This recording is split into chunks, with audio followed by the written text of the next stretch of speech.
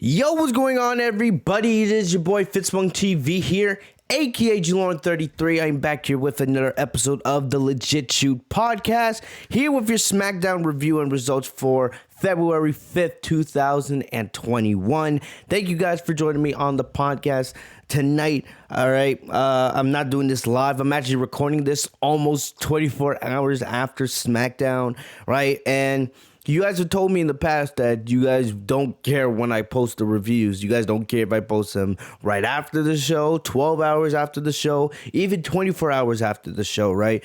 So, I know there was a lot of you guys that messaged me on social media. I chose not to respond to those tweets just because. But a lot of you guys were asking me when was I going to post a SmackDown review. And I'll say this. I post a SmackDown review when I want to post it. If I want to post it right before the Super Bowl, I'll do that and you guys will watch it. All right? I know you guys too well. But, all jokes aside, I've been pretty busy. So I wasn't able to film a SmackDown review. I was hoping to get it out later, this afternoon, but I'm only getting around to recording this Saturday night. So you guys are seeing this late Saturday night. And I know we aren't doing any live videos for the time being because I'm still getting the whole copyright situation on my channel fixed. So once we have, all that figured out, we will do live reviews once again. But I want to say thank you to you guys because you guys have showed a lot of support, especially on the Royal Rumble review and the Raw review this week.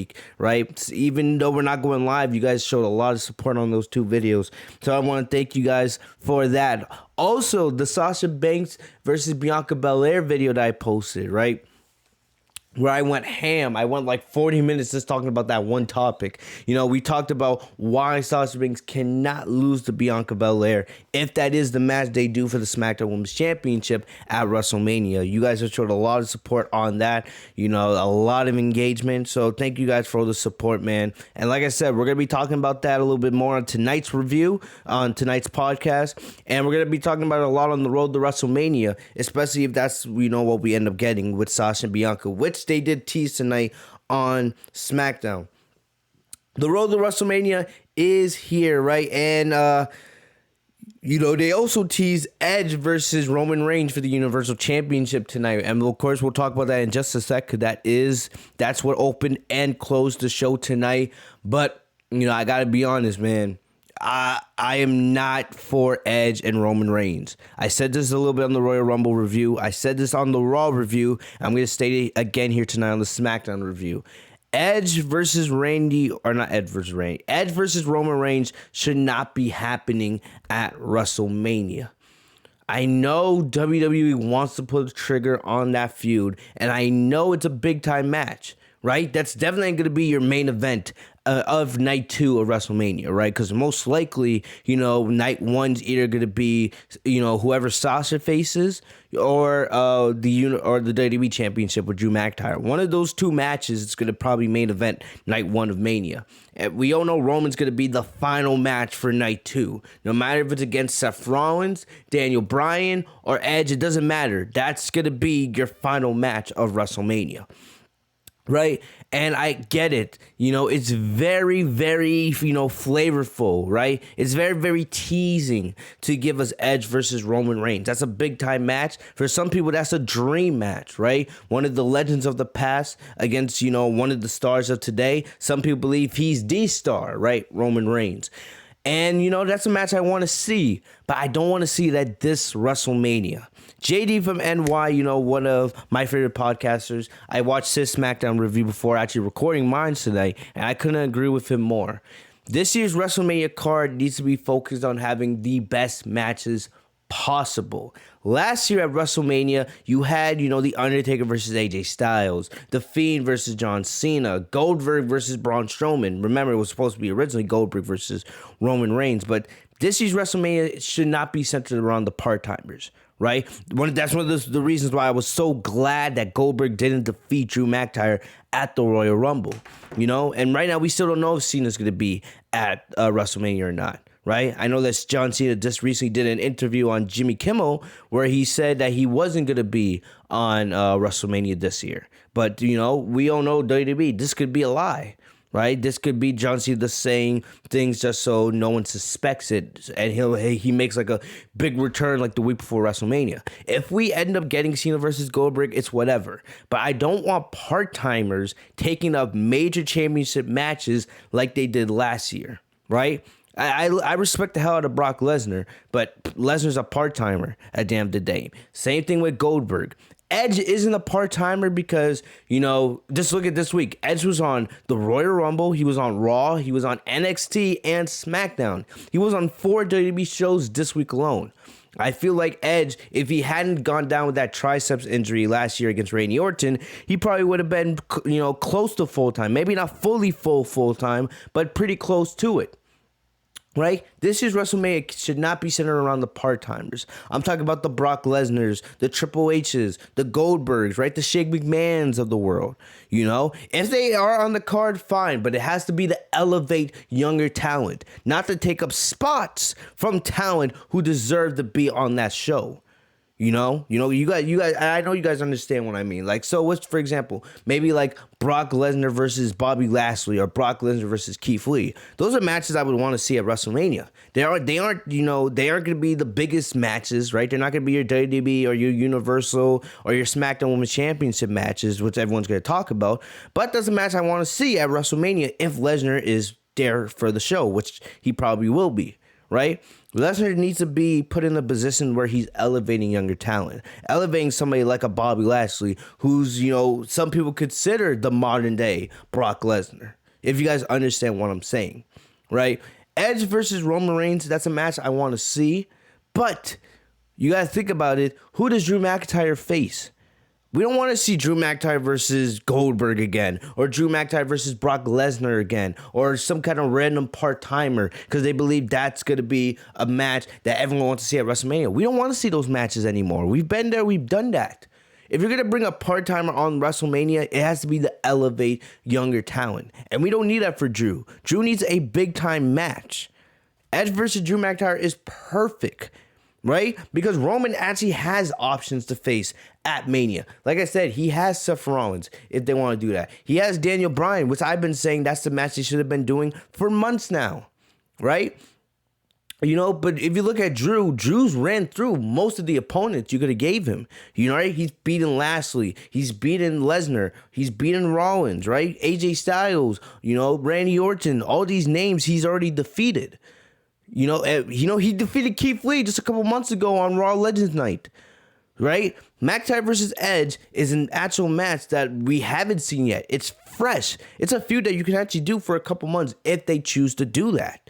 With Roman, if you do Roman versus Edge, that's taking away opportunities from other full-time guys on SmackDown that could be put in that big primetime position against Roman, like Big E, like Daniel Bryan, like Seth Rollins, like I was just saying, right? If you do Edge versus Roman Reigns at WrestleMania, what does Daniel Bryan do?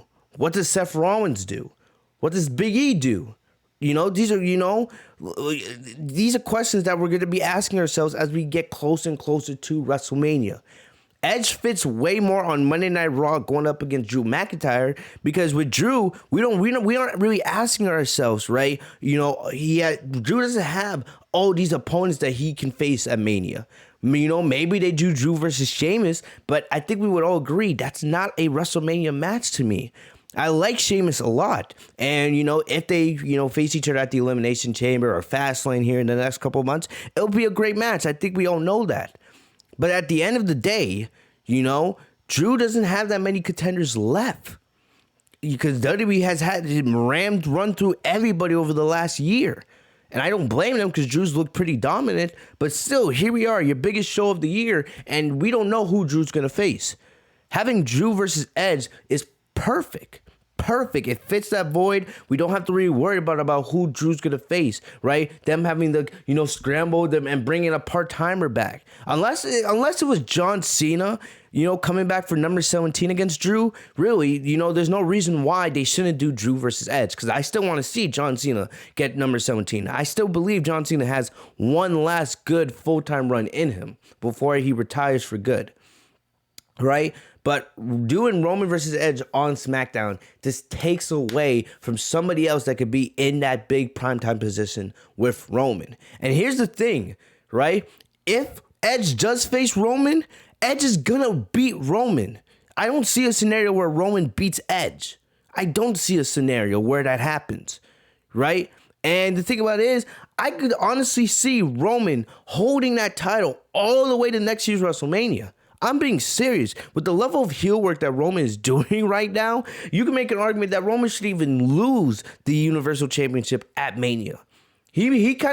Roman might deserve a long title reign, a 1.5-year title reign. I'm being serious when I say that. If this was babyface Roman, I would never say this. I hated babyface Roman. You guys know that. But heel Roman Reigns is on such another level, man. I don't know what you do with Roman. If you do Roman versus Daniel Bryan, right? And Bryan wins the title, I could definitely see Roman regaining that title later down the line and then holding that title again all the way to WrestleMania 38. And then maybe there they finally do the Rock versus Roman Reigns match they've been teasing now for years, right? So hopefully you guys see a little bit of my mindset here with tonight's opening shoot. I'm not saying I don't want to see an Edge versus Roman Reigns match. I'm not saying that. But it doesn't make that much sense when you really analyze, the rosters for both Raw and SmackDown and, the current landscape of our major champions, which are Drew on Raw and Roman on SmackDown.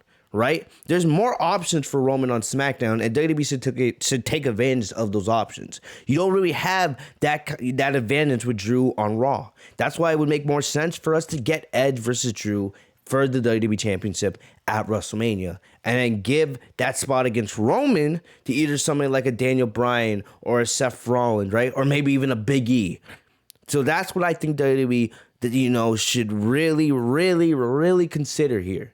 Edge versus Roman, save that for a later date, right? Maybe Edge goes up against Drew for the WWE title at Mania and Edge doesn't even win.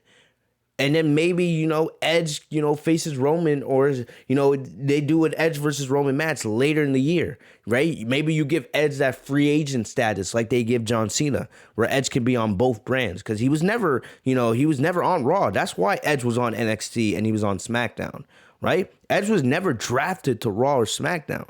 So there's different ways WWE can do that. But at the end of the day, and just in terms of WrestleMania, I don't think you should be doing Edge versus Roman Reigns, right? And we'll also talk about this a little bit when we get to Sasha Banks and Bianca Belair.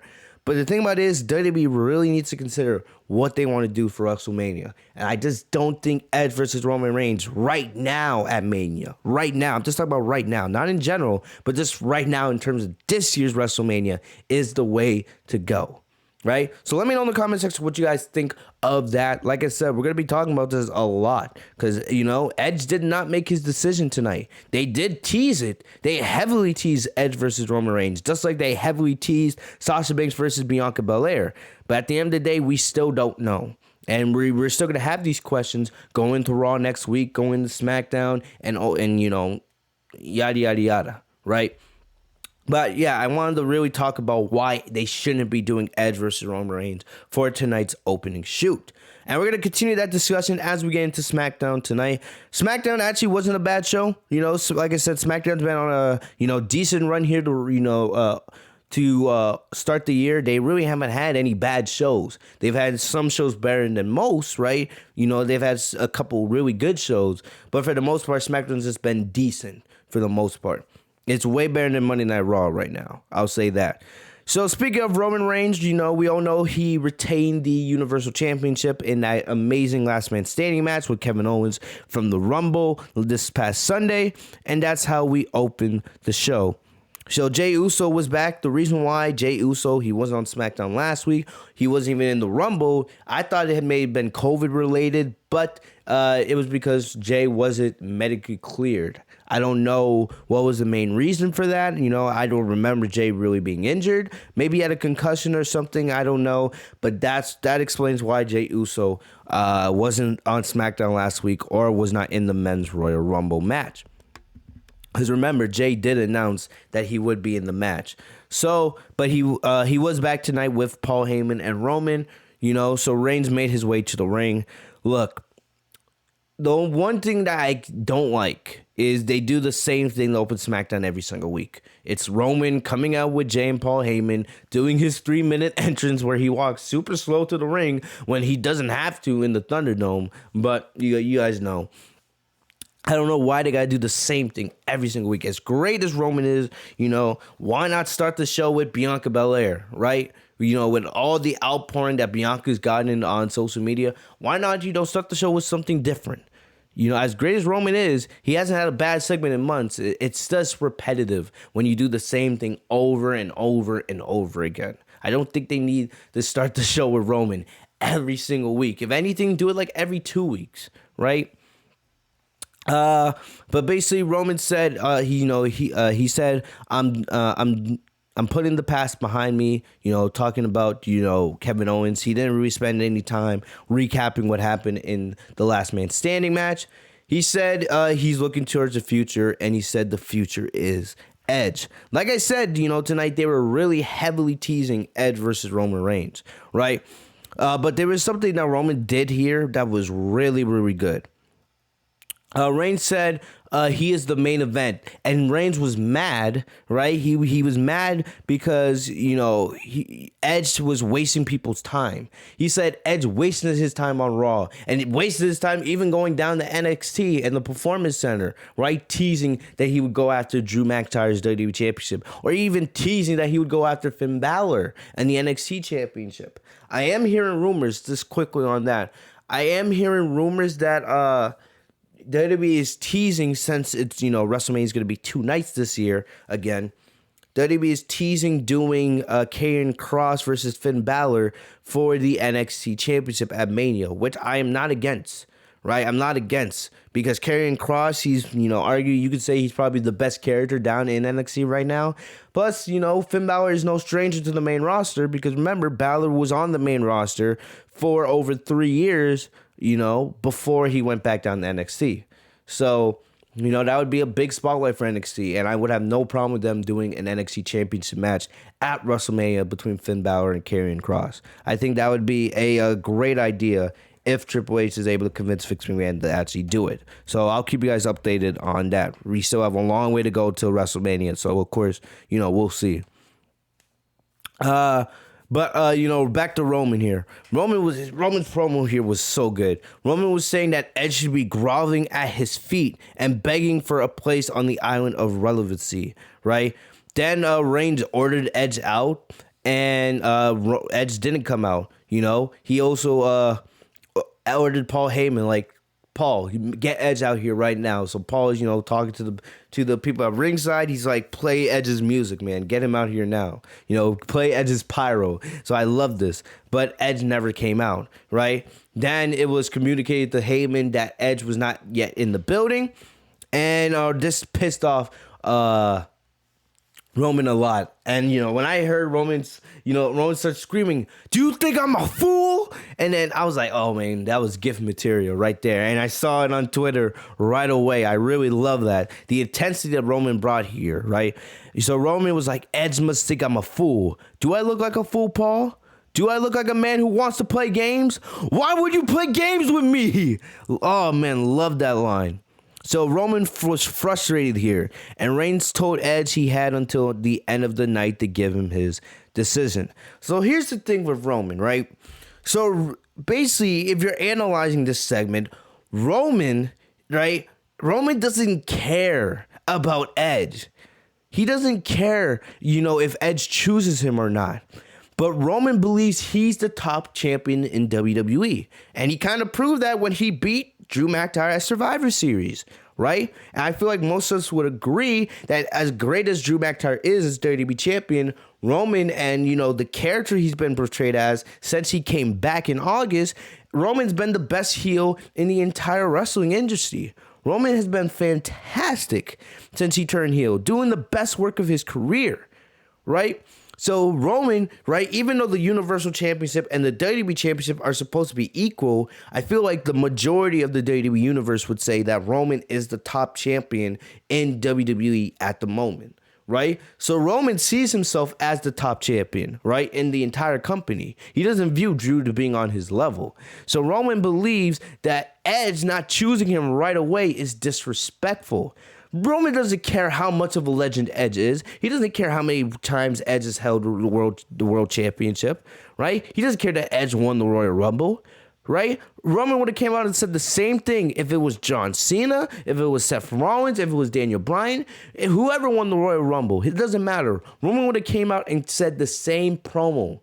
Edge not choosing Roman right away is what pisses Roman off because he sees it as disrespectful, right? Because he believes he's the head of the table. He believes he's the top guy in WWE, right? He believes that because he's such a star and he carries WWE on his back, that provides for all the other superstars that he views as below him. Right? He said it. He said, you should be groveling at my feet for me letting you be on the island of relevancy. So Roman believes that without him, Edge wouldn't be relevant, just like he views all the other WWE superstars. That's how high that's how high Roman views himself. And I love it. I love it from a character standpoint, right? So Roman's promo here was great. It was different. And I love how invested Roman is to this character, man. It was really great stuff to open the show. A fantastic promo here by Roman. Absolutely love it. And then Roman's saying, "You dare disrespect me? I give you to the end of the night to make your decision." And if Edge had said, imagine if Edge had sat in that ring tonight and said, "Oh yeah, I picked Drew McIntyre," and he had said that to Roman's face. You think Roman would be happy? Like I said, Roman doesn't care about Edge at the end of the day. He doesn't care. If freaking Edge had sat there tonight and picked Drew McIntyre, Roman would have took that as the ultimate level of disrespect. Not only did you make me wait on your decision, I let you on my show, SmackDown. I let you on my island, and you sit in the ring with me and dare disrespect me by not picking me at WrestleMania? It's crazy. It's absolutely crazy, man. Right? Imagine Stone Cold Steve Austin or The Rock in Edge's position. Roman would have said the exact same thing. That's what's the crazy thing here. That's the crazy thing. And it's amazing heel work by Roman. I absolutely love what he's doing right now. And this segment, this promo that he cut tonight, just shows how good Edge actually is. And I absolutely love it. I absolutely love it, right? So let me know what you guys thought of, Roman's promo here to start the show, man. But I thought it was absolutely fantastic.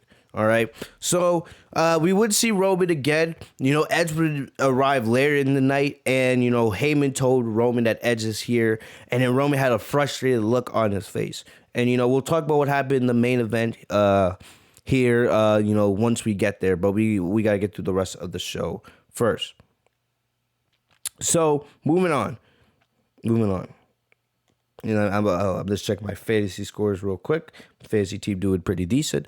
Anyway, so next up we had Dominic versus King Corbin. We know that Dominic's been feuding here with Corbin over the last couple weeks, right? And the whole thing here is, Corbin is a big, strong man, and Dominic, even though he has, his father's genes inside of him, right? He's not yet built enough to be on the level to compete with some of these WWE superstars on SmackDown. But, this match wasn't anything special. Dominic sent Corbin to the Corbin through the announce table, right? And then after that, Ray grabbed hold of Corbin's ankle, allowing Dominic to neutralize him and put him away with a top rope splash. And that's how this match ended. Mysterio, celebrated with Ray at ringside, and Michael Cole and Corey Graves really played up the fact and how this was a huge upset victory. Like I said, I don't care about this at all. If anything, you should put Dominic and Ray in the tag team division. Simple as that. All right. Moving on. I'm just gonna let you guys know. This might be a quicker review than most. But anyway, moving on. We had Daniel Bryan versus Cesaro. If you guys remember, Daniel Bryan and Cesaro had a amazing match a couple weeks ago before the Rumble. An amazing match, right? And Cesaro picked up the victory. And, I said, during that SmackDown review that I wasn't surprised that Cesaro won. Because at the time, I thought, Daniel Bryan was the pick. I think he was the favorite in the betting odds, right? But Daniel Bryan was my pick to win the Royal Rumble, and I thought that was the way that it was going to go. Unfortunately, they didn't do that, right? Bryan continues to get disrespected when it comes to Royal Rumbles. And I thought, if you have Edge select McIntyre, they would just set up Daniel Bryan versus Roman Reigns by having Daniel Bryan win the Elimination Chamber here in a couple weeks. Remember, the Elimination Chamber is, I believe, 2 weeks away. We're only 2 weeks away from WWE's next pay-per-view, right? And remember, because there was like 6 or 7 weeks of television between TLC and the Royal Rumble, so I'm not really surprised that WWE has a pretty quick turnaround here with their next pay-per-view, right? And I expect those chamber matches to be set up here in the next couple of weeks. But they did a rematch tonight, right? And, this was great as always. This was nowhere close to as good as the match they had a couple weeks ago. This was a much shorter match, right? But, it was still good. Bryan was aggressive and frustrated, because remember, Bryan, after saying and talking about how he was going to win the Royal Rumble, he didn't even make it he wasn't even the final 4. I believe he got eliminated, he was in the final 7. Bryan got eliminated pretty early for where we expected him to be, right? So, Bryan got eliminated, and he was showing that frustration here in tonight's match.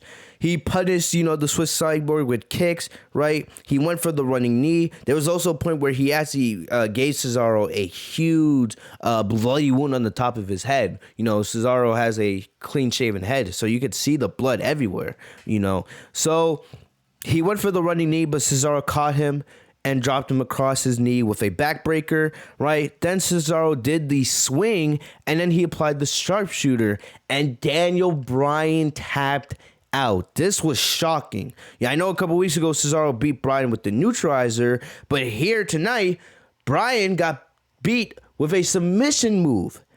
Remember, it is rare. It is very, very rare for a babyface to tap out to a submission move. It's usually submission moves are for heels to tap out, right?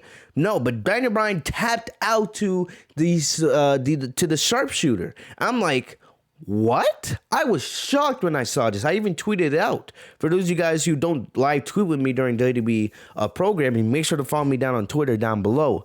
I was shocked.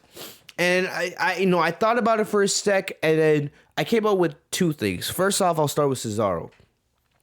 The thing here with Cesaro is that Cesaro's contract is coming up. And there's already been a bunch of talk of Cesaro going to AEW, right? Cesaro would be a huge ad for AEW. Even though, I'm not a big fan of AEW, one of those reasons is because AEW is almost all freaking WWE talent, right? Zack Ryder, Rusev, right? Cody Rhodes, Dean Ambrose, Chris Jericho. It's annoying, right? Let me and my light on my camera is starting to go off, so I'm gonna have to charge that after the podcast. But anyway, you guys see what I mean, And Cesaro would be another big ad because I think we would all expect Cesaro to go to AEW. So what does WWE usually do when a superstar's contract is up, right? They usually start pushing that superstar. So what? Cesaro getting these big victories these last couple weeks, especially against someone the likes of Daniel Bryan. Clearly, you guys can see what WWE is doing here, right? It's pretty clear that they're trying to push Cesaro so that, Cesaro is going to want to re-sign because Cesaro's contract does expire after WrestleMania. I haven't seen any, updates about Cesaro's contract, so I don't know. Maybe he's already re-signed, but clearly, WWE is pushing Cesaro. To be honest, I would not be surprised if we saw Cesaro maybe go after Big E in the Intercontinental Championship, right? I don't know. And okay, I just want to Bleacher Report, and I found a And I found something, on Cesaro. It says, longtime WWE superstar Cesaro has agreed to a new contract to remain with the company. Said, Dave Meltzer of the Wrestling Observer reported Friday that Cesaro signed or verbally agreed to a new contract with WWE a few weeks ago. So it looks like Cesaro is remaining with the company. And usually, if he did, this could be WWE just, rewarded Cesaro, say, okay, we're going to push you, right? We're going to try to make you happy. This is what WWE does all the time. All the time, right? When the Good Brothers, remember, when Gallows and Anderson, when their contracts came up, right before they re-signed with WWE, just to be released a couple months later, remember WWE gave them, tag team championship reigns? This is a classic WWE strategy, right? So, if Cesaro wants to remain with WWE, good for him, right? I want him to do what makes him happy. But I feel like we all know that Cesaro should have been a main event star years ago. Years ago. I love Cesaro, man. And the guy has all the tools to be a world champion. Will this run, lead him to the main event where he belongs? We'll see. I hope so. But I don't know at the end of the day. I don't have any idea. We'll just have to wait and see. But I'm not surprised here about Cesaro getting a little bit of a push here. Right? Because this is a classic WWE move. They do this all the time. Right? Moving on, and with Daniel Bryan, right? Daniel Bryan, tapping out, which is crazy. All this big stuff happening with Daniel Bryan as of late. We know that Bryan's not leaving the company or anything like that, right? I don't know. This kid, maybe they're just trying to do the storyline of Daniel Bryan, struggling here, right, in this last one of his career. Maybe it's all to set up Daniel Bryan winning the Elimination Chamber and going on to face Roman at Mania.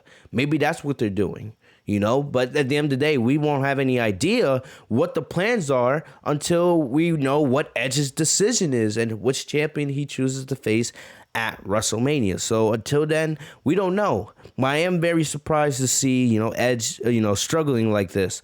Or not Edge, to see Daniel Bryan struggling like this these last couple of weeks, right?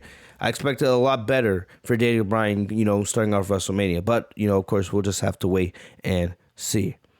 All right. Moving on. We had Ruby Riott versus Bayley, right? And we had Billie Kay on commentary. This wasn't, anything special here. Bayley, remember, a lot of people had Bayley winning the Women's Royal Rumble to set up one more match with Sasha Banks at Mania. And, in theory, there's still a chance that could happen. But I think it is a little unlikely, right? But this was, a decent TV match. It wasn't anything special. But, Billie Kay was, talking a lot of commentary about her relationship with the Riott Squad and all this other stuff, right? And then near the end here, Bayley went for a submission move on Ruby Riott. Kay tried to break it up. Liv Morgan confronted Billie Kay like, what are you doing? It created a little bit of a scuffle that distracted Riott enough for Bayley to drive her into the mat with that, that knee finisher she does. I don't remember what it is, but what it's called. But you guys know what I mean, right? So Bayley gets the win here. Don't know what they're doing with this whole Billie Kay storyline. I'll keep reminding you guys. I say it every single week. If anything, WWE should be building the Riott Squad to become the next tag team champions. I say it every single week, and as you guys know, that's the route they should be going, because the tag team titles on Shayna Baszler and Nia Jax are absolutely useless. I will say it again: the Riott Squad should take those titles down to NXT and have them. My chair fell. And defend them against whoever wins the Women's Mae Young Classic. Simple as that. Next up, right, Bianca Belair. So Bianca Belair, the other winner of the Women's Royal Rumble, right? I've seen a lot of people supporting Bianca Belair on social media.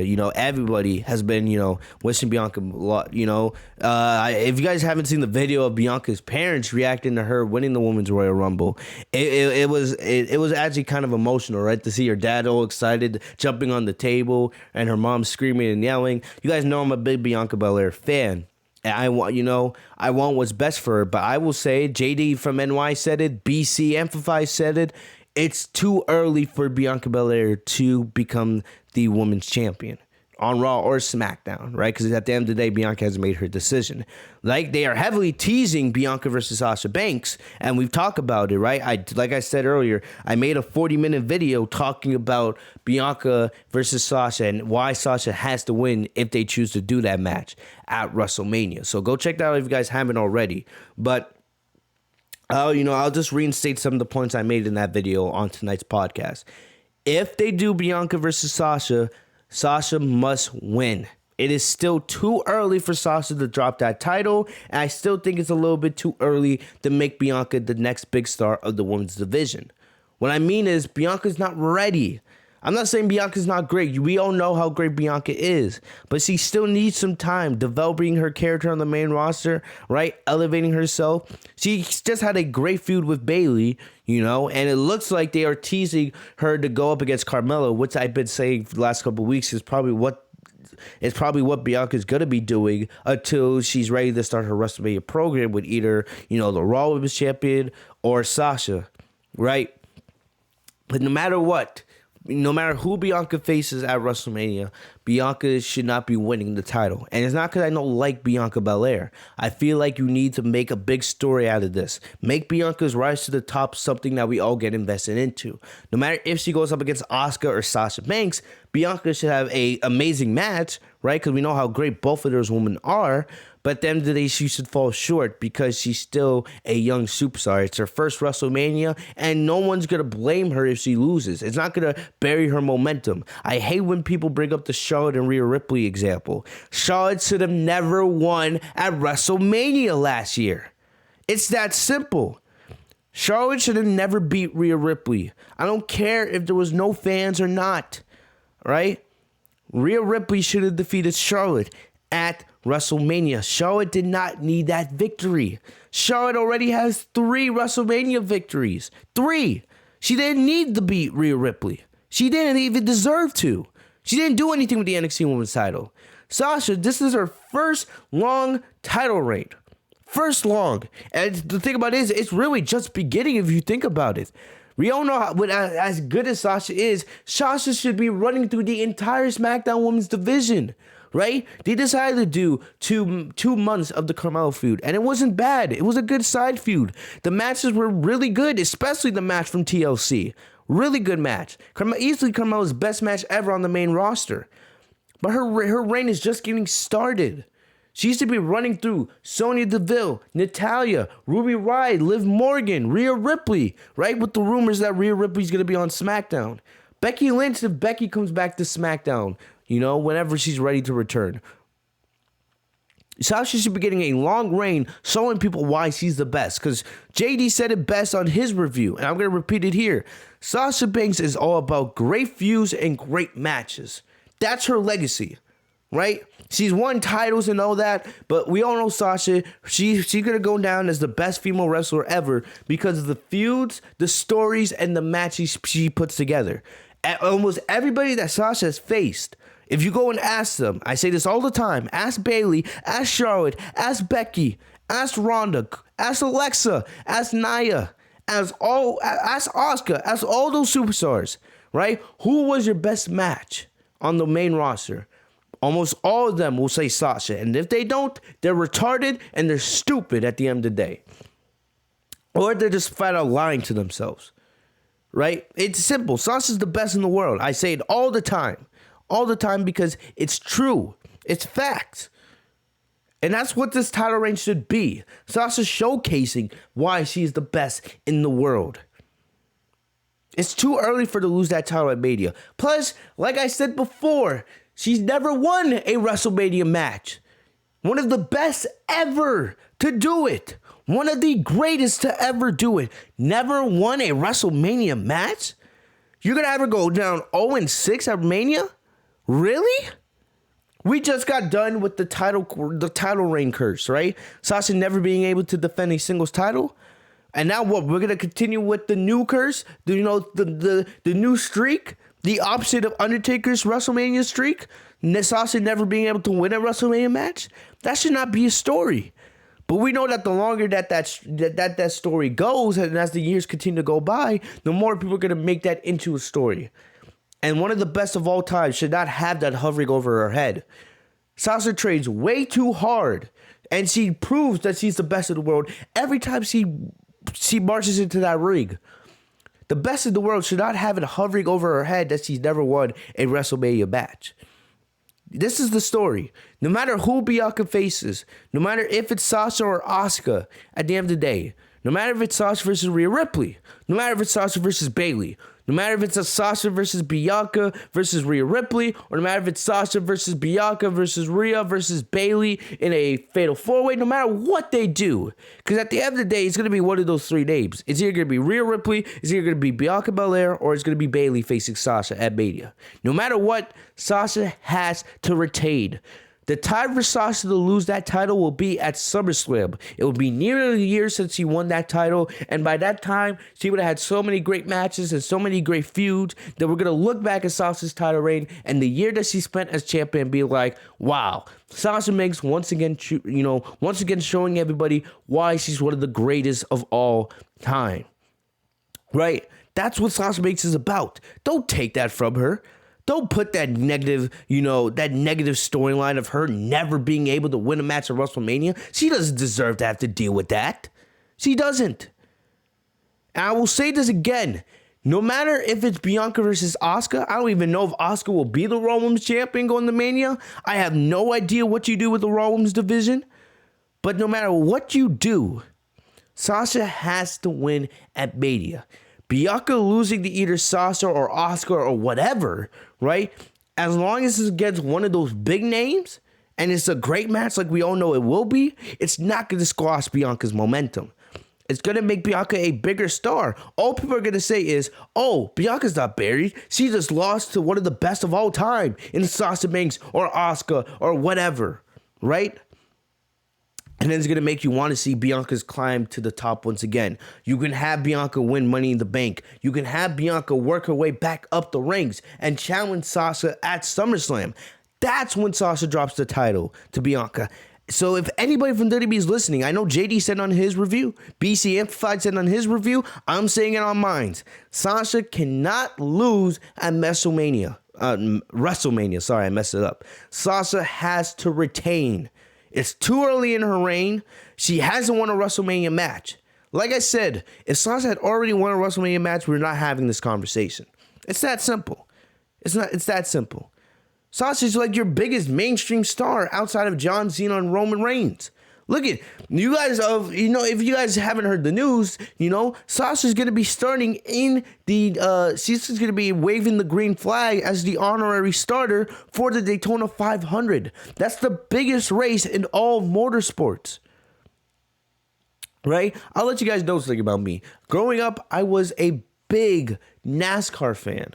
Right? I loved stock cars. I would sit down in my living room every single Sunday because NASCAR, they have like the longest season, right? Their seasons are longer than the NBA, the NFL, right? The only season that's longer is WWE because WWE, they don't take breaks. WWE is 52 weeks a year, right? NASCAR, they go from February to November. Their racers only get about 2.5 months off, right? Their season starts in February with the Daytona 500, and it ends with the championship race in early November, right? That's the way they've been doing it for years.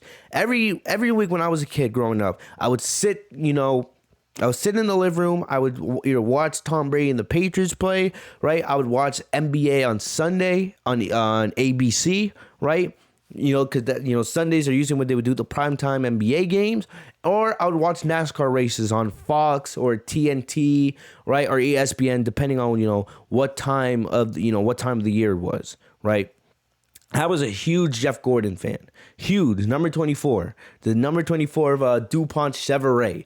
I played NASCAR video games growing up. I was a huge NASCAR fan. So seeing Sasha being able to be the honorary starter for the Daytona 500, which, like I said, is the biggest race in all of motorsports, right? That's huge to me because I love NASCAR growing up. I still keep up with it. I don't watch, right? I don't watch as much as I used to, but, I'm still a big fan and supporter of the sport. I still, watch the highlights here and there, right? Because I haven't really kept up with it too much because Jeff Gordon retired a couple years ago, but I still, I still know what's going on. So trust me, I'll be watching the Daytona 500 just to see the race. But seeing and knowing that Sasha is going to be the honorary starter is that much bigger. And the thing about it is, for people asking me, like, what's the whole thing honorary starter? Basically, it's just the person that sits on the top of the official line, right? He oversees the entire racetrack, and they wave the green flag. So basically, Sasha is the one that starts the race. When she waves that green flag, the race starts, officially starts. So it's a huge honor because the Daytona 500, like I said, it's the biggest race in all of motorsports. There's so much history behind it, right? It basically starts the racing season. It's a huge event. So for Sasha to get that huge spot, it's big. And it makes sense, right? It's going to bring a lot of eyes onto WWE because NASCAR's on Fox and we know Smackdown on Fox, all that, right? So it's a huge thing for her. I know John Cena's done it in the past. Because I know Cena, he's connected with a lot of NASCAR drivers. It's a big thing, and Sasha should be truly honored, and I'm happy for her. Like I said, if Sasha wasn't viewed as a mainstream star in WWE, right? Why did she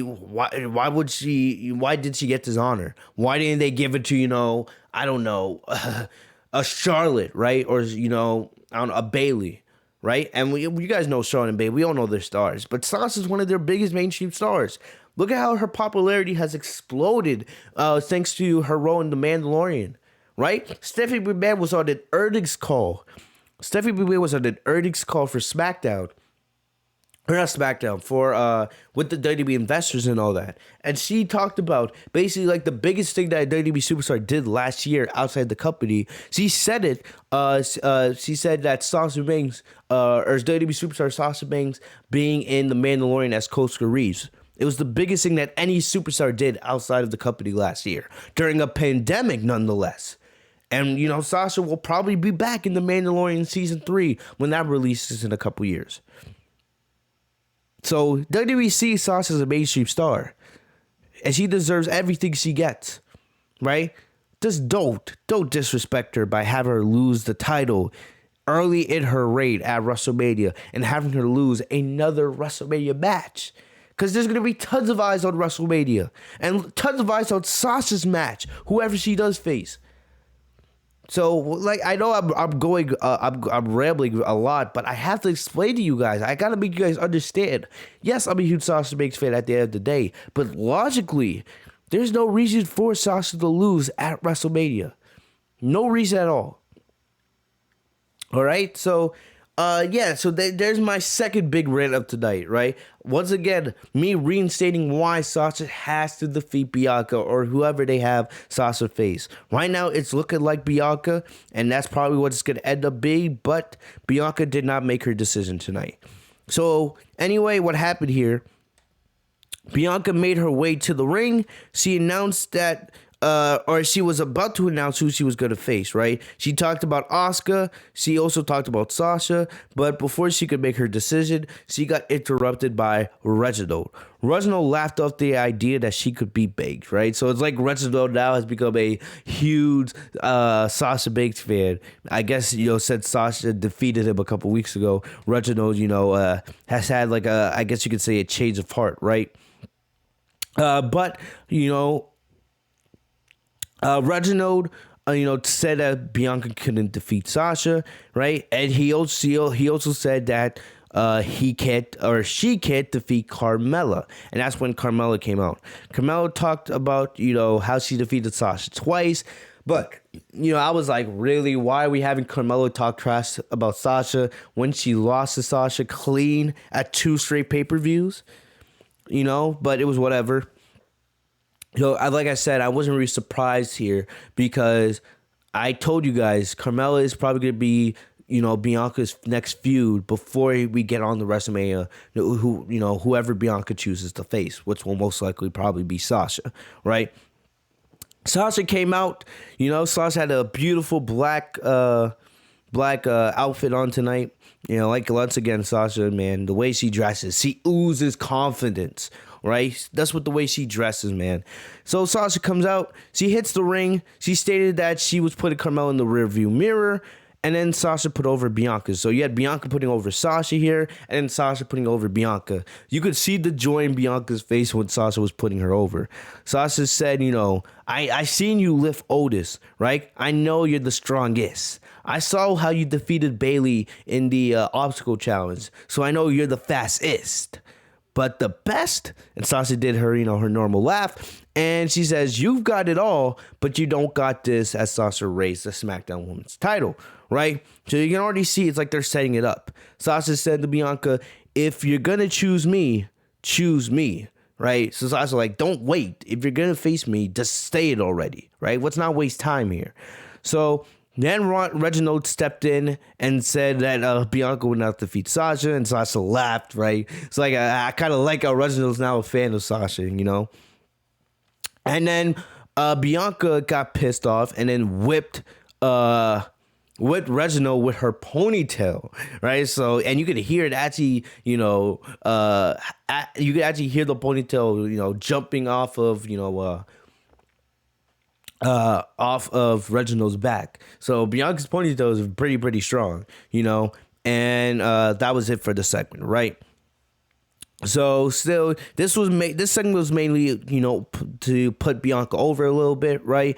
So clearly Bianca's going to be feuding with Carmella, and then we'll wait. It'll be interesting to see if Bianca appears on Raw on Monday, right? Because, they could tease her versus Asuka. But if she doesn't, I feel like that will just make it clear that Bianca's going to go after Sasha, right? But if I was WWE, I would at least, entertain the idea, right? Because, like I said, if we don't know what's going to happen with the Raw Women's Championship, if Asuka remains Raw Women's Champion, which right now I don't know if she will, but if she does, we don't know who Bianca faces. It could be Rhea Ripley, of course. It could be Naomi, right? It could be Becky Lynch if Becky's back in time, even though if Becky comes back before WrestleMania, I think it's going to be Becky versus Ronda. That was the rumor that Vince wants to do that match. So we don't know. Right? We still got a lot of time here before WrestleMania. But, if I'm WWE, I would at least entertain the idea of, Bianca versus Asuka. I don't see, Bianca winning if they do that match, but still, if WWE doesn't have, Becky back in time or whatever, they don't have a plan here, it's something that they should entertain, right?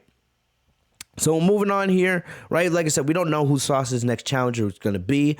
I have heard rumors that Rhea Ripley is going to be on SmackDown, so if you want, you can do a Sasha versus Rhea Ripley feud to keep Sasha busy until WrestleMania. Like I said, we should have Sasha running through, most of the SmackDown Women's division until SummerSlam.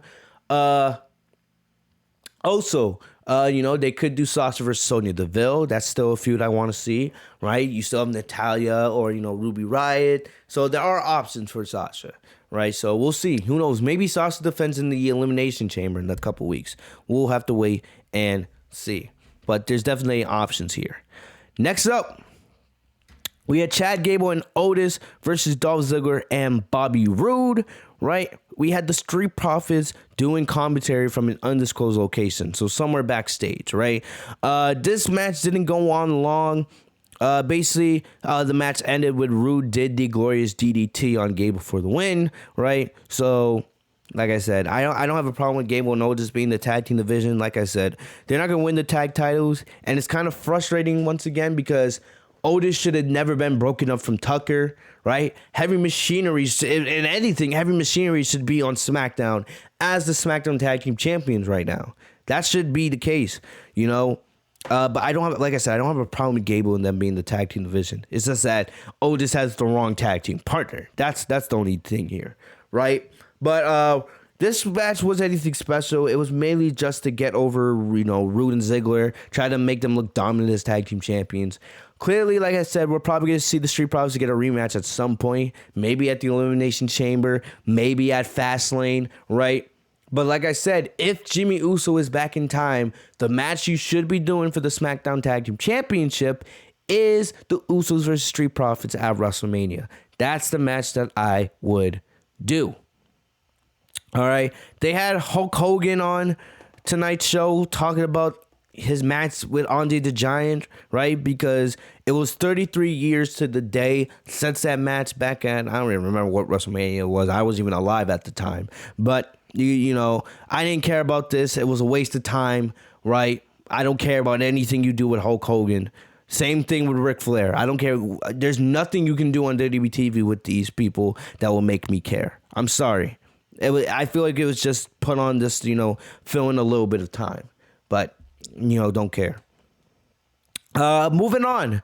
We had a triple threat match for the IC Championship.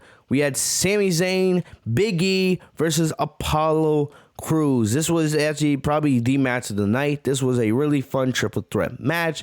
You know, I never really thought that Apollo was going to win this match. I thought there was a chance that maybe they have Sami Zayn regain the title, right? Sami's been tremendous in his heel work these last couple of months, man. Like, you know, when he handcuffed himself in the Thunderdome for over an hour a couple weeks back. You know, I love Sami Zayn, man. I love him. But this was a really fun match. Near the end here, we saw Apollo wipe out Zayn and enter the ring. You know, he did a beautiful, I don't know, it may have been a 450. It was something. It was a really good move here. Or it may have been a moonsault.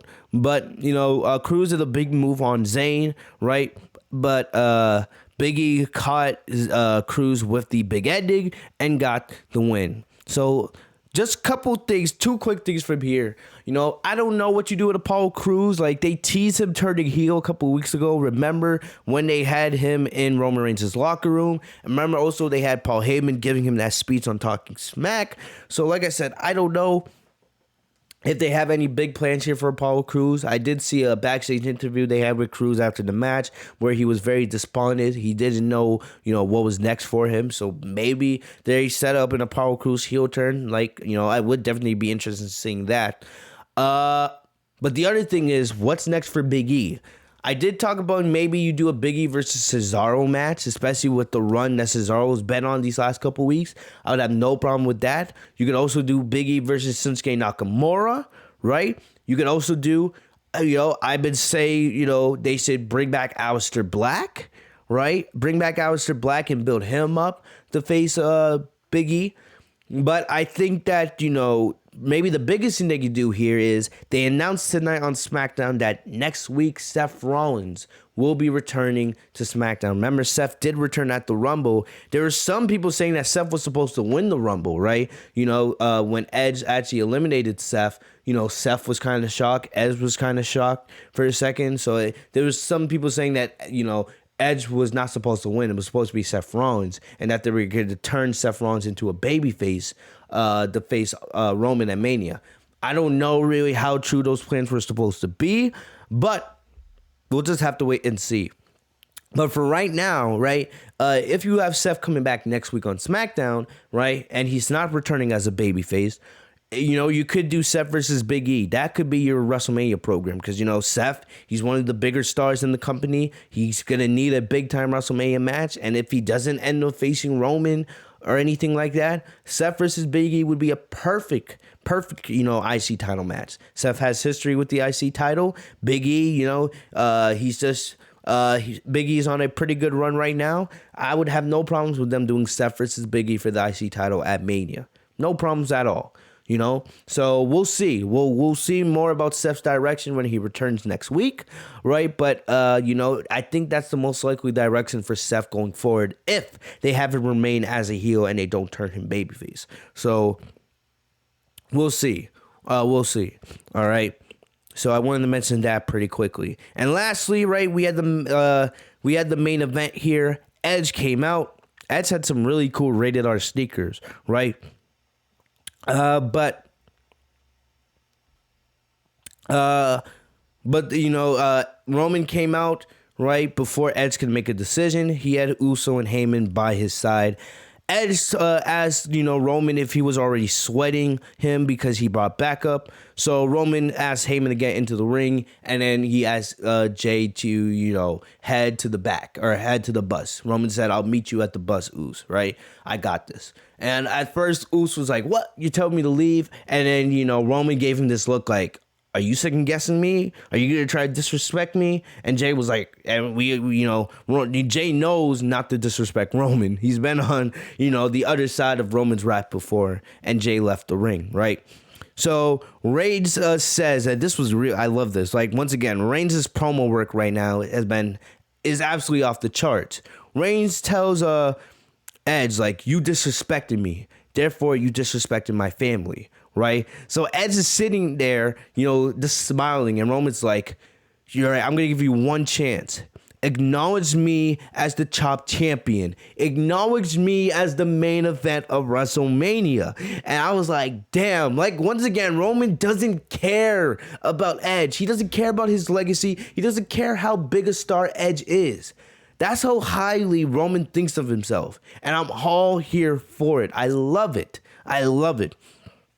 So, Roman's like, "Acknowledge me as your decision," right? And it would have been so hilarious to see how Roman would react if Edge had sat there and just chose Drew McIntyre, So Roman's like, "That's your cue, go." Edge didn't make a response because out of nowhere, Kevin Owens gave Reigns a stunner to close the show, right? KO exits the ring. Roman's trying to recover from the stunner, and Edge is just laughing. That's how the show ended. So we don't get a decision from Bianca or Edge on tonight's show, right? I thought we would at least get one, but we didn't get neither. So we'll see how much longer WWE tries to, play this out. But either way, man, it was a decent episode of SmackDown, right? I'll say it one more time. You should not be doing Edge versus Roman Reigns at WrestleMania. It should be Edge versus Drew McIntyre. That should be it, right? But even though I did love Roman's heel work tonight, I loved it a lot. I do hope that they're not doing another KO match with Roman because KO should not be getting another match with Roman. The feud's over.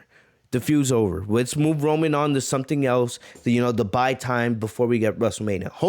I'm hoping it's Daniel Bryan at Mania. But let's give Roman a new opponent, right? If anything, do Roman Reigns versus Shinsuke Nakamura for the Chamber or for Fastlane. That should be Roman's next rivalry, for the next month or so before we get Roman to Mania. That's what I would do, right? Try to build Shinsuke back up as a top babyface and have him challenge Roman for the Universal Championship. That's what I would do. I don't want to see Reigns versus KO. The way they ended it at the Royal Rumble, I feel like that was the best way to end it. Don't drag it out. I don't like when WWE does that, right? We saw this with Drew versus Randy Orton last year. Don't do it. You just had a great feud with KO. Don't drag it out. Please don't. Move KO on to something else, right? Maybe have KO feud with Sami Zayn, something like that. I don't really know what you do with KO going forward, but another match with Roman Reigns, as great as it would be, you've already done that. You already told the story there. We don't need any more. So that's the way I'm going to close out tonight's review. Like I said, this was a decent episode of SmackDown. Going to WrestleMania, the matches that I think, if I'm the one booking WrestleMania, the matches that I would do, and I might do a longer video on this week, we'll see. I would do Roman versus Daniel Bryan for the Universal Championship. I would do Edge versus Drew McIntyre for the WWE Championship. I would do Sasha Banks versus whoever, no matter if it's Rhea Ripley, Bayley, or Bianca. Whoever Sasha faces, she retains. For the SmackDown Tag Team Championships, I would do the Usos versus the Street Profits. If Jimmy Uso is back and healthy, of course. I would do Seth Rollins as the heel against Big E for the IC Championship. I would do Bobby Lashley versus Brock Lesnar, or Bobby Lashley versus Keith Lee, or maybe a triple threat, right? Something like that. Something like that for Bobby Lashley for the U.S. Championship. I don't care about the Raw Tag Team titles. Really don't care about that. And honestly, I have nothing for the Raw Women's Championship right now. I don't really know what you do there. So those are some of the matches I'm thinking that if I was booking WrestleMania, that's what I would do to make the best WrestleMania card possible right now. All right. And that's all I'll leave you guys. Let me know what you guys think in the comment section down below. Other than that, guys, that's all I got for you guys today. Make sure to go check out the Monday Night Raw and Royal Rumble reviews, right? Those are live on the channel right now. If you guys haven't checked those out, go check that out. They are live. I'll be right back here on Monday with the Raw review, right? Other than that, guys, that's all I got for you guys today. If you guys are new to the channel, make sure to leave a like on the video. Make sure to subscribe if you guys are new. Hit the bell next to my name, Fitzmonk TV, so you guys are notified every time I post a new video. Also, follow me down on social media. Thank you to everyone who live tweeted with me. I'll see you guys later, man. Stay safe and healthy, y'all. The road to WrestleMania continues, and I'm here with you guys all the way through. See you guys later. Peace.